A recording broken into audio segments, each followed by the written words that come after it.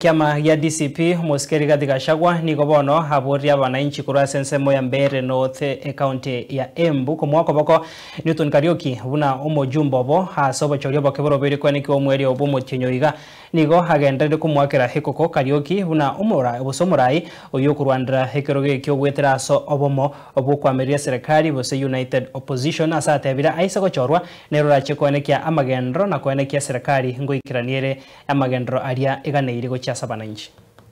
Huyu candidate wa Karinda na Kasongo against the people of Mbeere. This is a contest between Kasongo and Karinda on one side na watu ya Mbeere on the other side. Nani atashinda? The first joint campaign ya the United Opposition ya Kenya for a united opposition candidate. Ni mara ya kwanza hapa. Ninyi ni watu wa one term. Tafadhali hata mkipewa pesa kiasi gani, hata wakileta polisi kiasi gani, mhakikishe ya kwamba mtajitokeza kwa wingi, mulete Karishi bungeni. Karishi atakuwa the first MP wa United Opposition.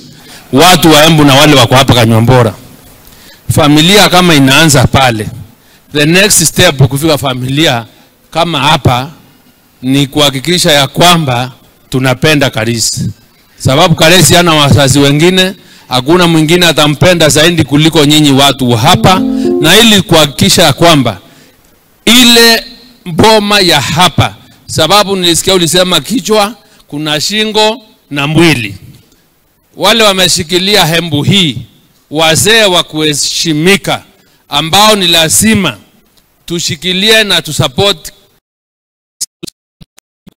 na NJB ili tutoe aibu. Tumwambie hakutumiwa askari na Rais Kenyatta, alikubaliwa afanye siasa yake. Tafadhali akubalie na sisi tufanye yetu. Sisi hatuna fujo na hatuna fitina na mtu. Tariki 27 ikifika saa 6 ya usiku itajulikana kati ya William Ruto na watu ya Mbeere nani ana akili na nani yako na akili.